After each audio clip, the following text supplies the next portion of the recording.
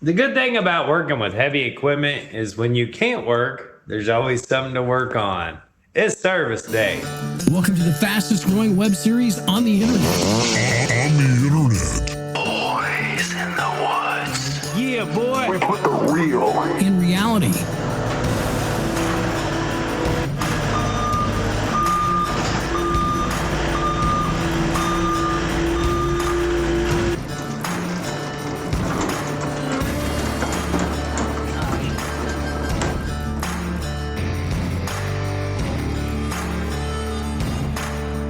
We're gonna do the fuel filters first, I think. This is just to keep that from rattling around on the metal. Dish soap bottle.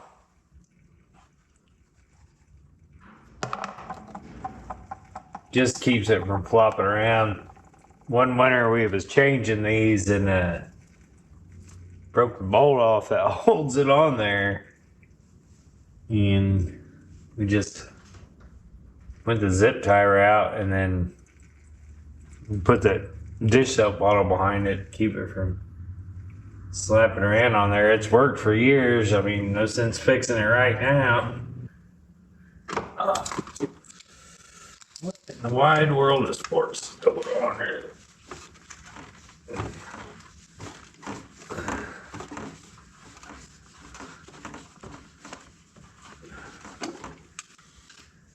So, I've done this like 100 times. It seems like. And before I put this back on, your access is so much easier to the other one that you might as well do it right now. So we'll change it first.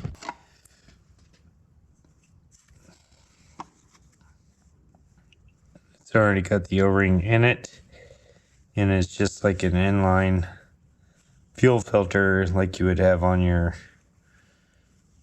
old cars and lawnmowers and stuff like that. Can you believe it's not wrapped in plastic? Cheap Charlie mother. So we'll take the fuel line off.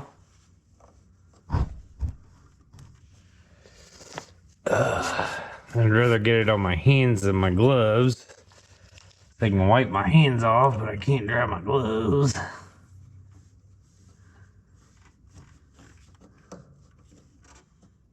Come on.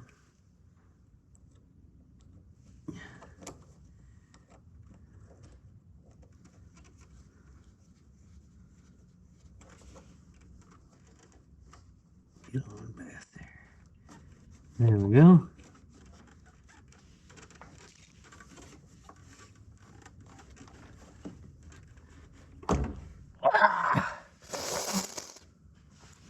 Got me a knuckle.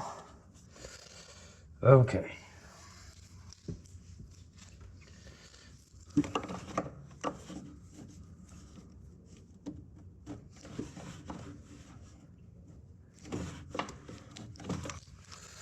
Hot dog. That's in my way. There. I really don't like the design of this. Let me show you something real quick. Let me show you something here in just a second. As soon as I get this long-winded sucker off here. Look how all of that dirt is in there. You see it? Let me dump it out.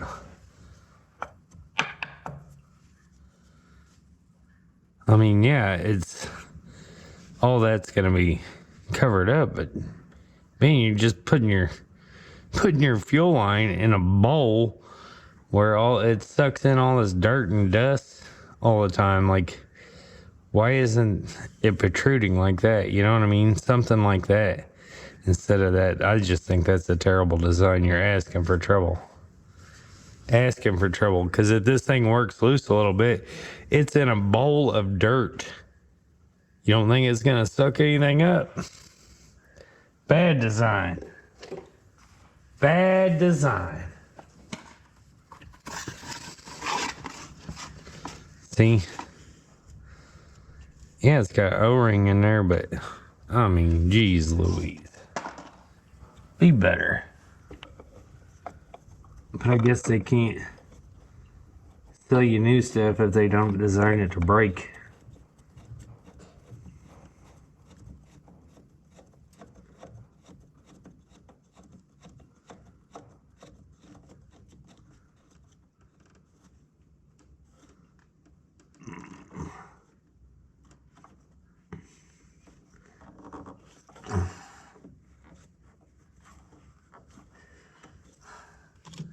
And I feel like the manufacturers, like I've always felt this way, that your filters, they design them to where their logo, when it's tight, you can see the logo good and clear. That's what I think. I think that, you know, anytime you're putting a filter on, you're like, oh, I don't think that's tight enough. I would go, you know, because sometimes I can't judge it and then I end up breaking stuff. But I like to go to where I can see the logo. I don't know if you'll be able to see it on the camera, but that's the cat logo pointed right at us. I think that a lot of manufacturers do that because if you notice, like on big trucks, you go to change your filters and it's pointed right at you. You know, your numbers and stuff, it seems like it's always pointed right at you. Alright, we'll put our fuel line back on in our high grade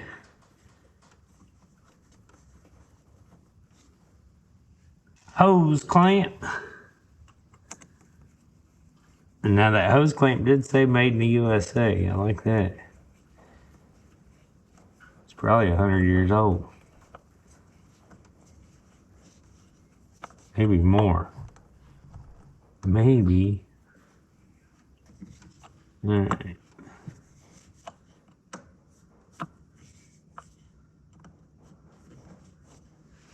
I am the king of over-tightening stuff. So now we're going to put our other one on. So this filter will, see, it's got a lock right there. So you just turn it a little bit and it slides right out. And I think a lot of that coloration is just from the dyed fuel. That's probably like an indicator strip. I don't know. I don't know why it's a different color. Anyway, so we're going to change this. That's the old one. Get a little bit of fuel left in there. Now when you get the cat filter, it comes with a new O-ring.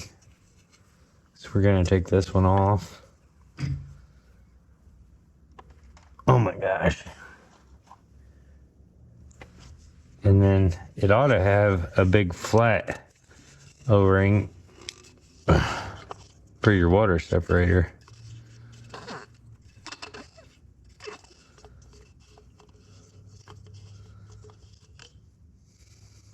Yeah, see there's a flat O-ring in there. I'm gonna wipe this out. I'm pretty sure all the dirt and stuff's on the outside, but I'm gonna go ahead and clean this up. Anytime I'm cleaning up something that has to do with the oil or the fuel on a motor, I like to use ether. I don't like to use like brake cleaner. I just feel a lot more comfortable using the ether. And I could be wrong, but you're not here to tell me any different. You should have been here. I could have watched you do it. Gosh dang it. I got fat hands. I can't get them on there. I've sprayed that with ether and I'm just wiping it out with a fresh clean rag. And this is where all your dirt and stuff was. The outside.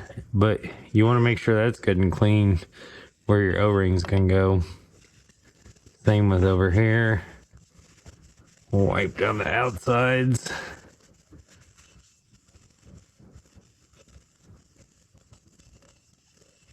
Yeah, boy. I'm gonna wrap this up real quick so I can set it down. Dry. Now here's the O-rings that come with the thingy.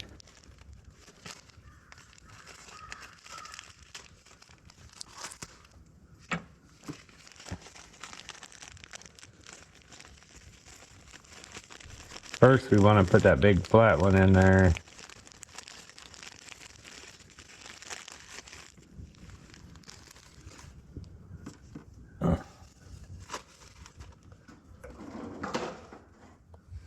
So we'll take it to the limit one more time.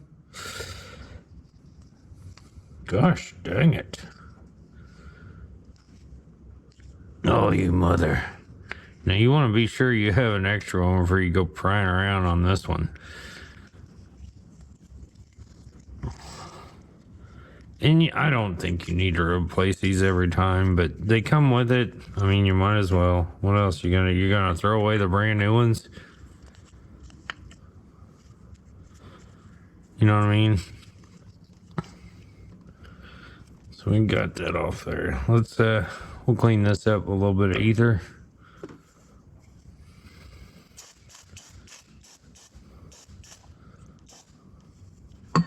Woo, that's cold.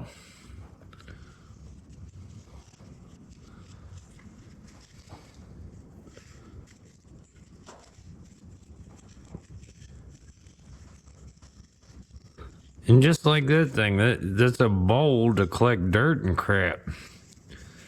Like, golly, dude.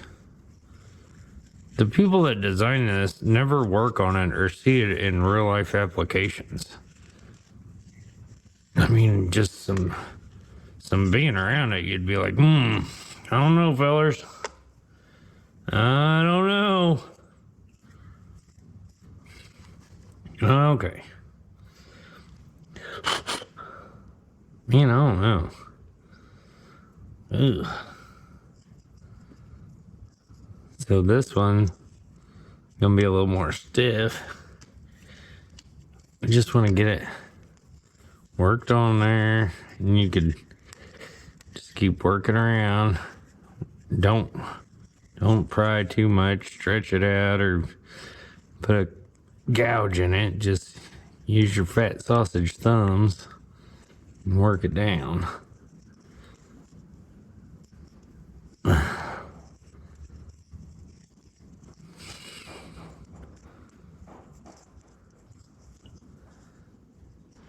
Alright. And then we'll put it in the end of our bowl.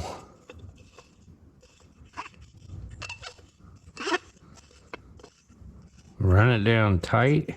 Back it off. Make sure your thing doesn't get watered up. And I like to do that a couple times just to make sure that thing's seated in there good. Because I've already turned it probably an eighth of a turn more. Okay. Now we'll put our big O-ring on here.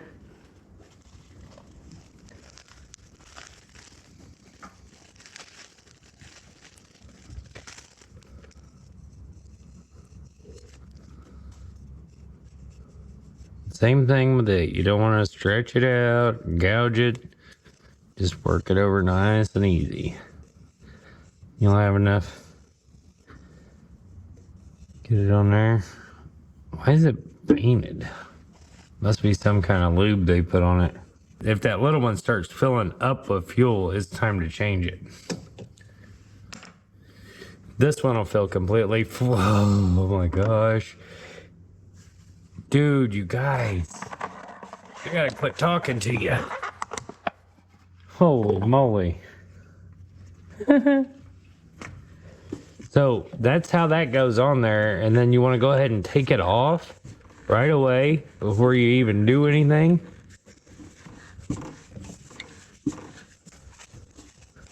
And then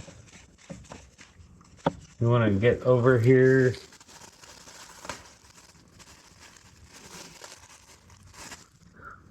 And take this off, and then you want to go ahead and put the filter in, okay? Now, you almost made a mistake. I'm glad that we were here and caught it. So you don't want to do that. You want to make sure that when you change the filters, you change the filters, not just remove them.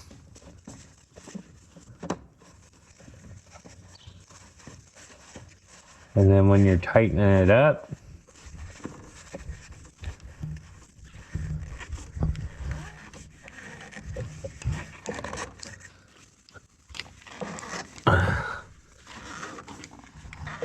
it's a lot harder with the filter in there.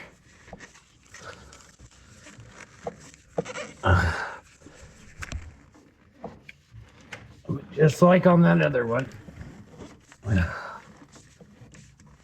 You go. And it stops where you're looking at the logo. By design. So we'll put our anti-rattle device in between.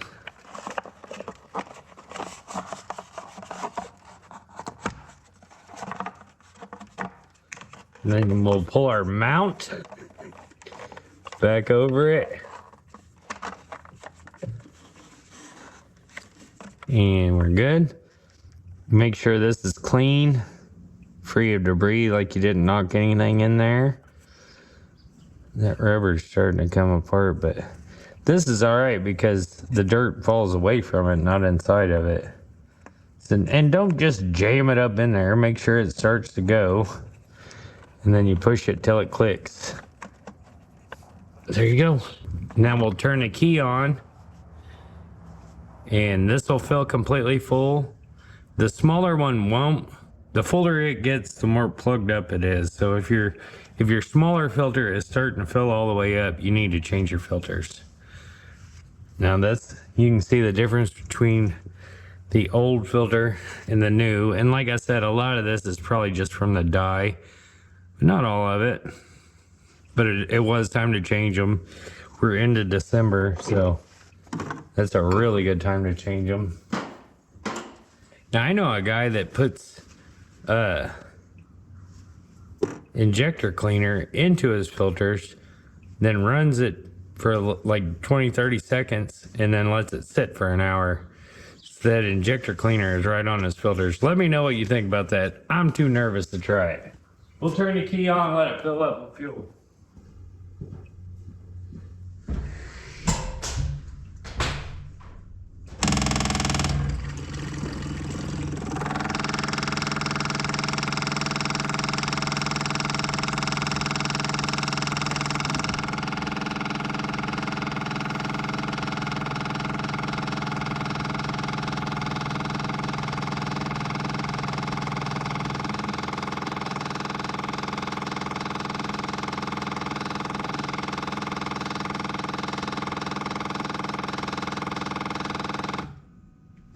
Should be good to go. Let's start it.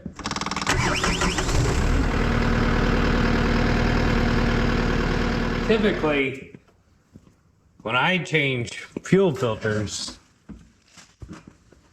I like to do them one at a time. Start it.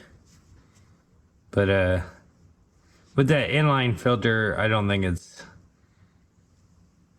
I don't know. It's a lot easier to do them both at the same time on this. I've never had trouble on this, and I've always done them like that here. So we'll keep doing it. Like I said about the little one, it is about halfway full. You can see it real well. So when it starts filling all the way up, you need to change it. It's getting plugged. Yeah, that is fuel filters on a Cat 259D skid steer.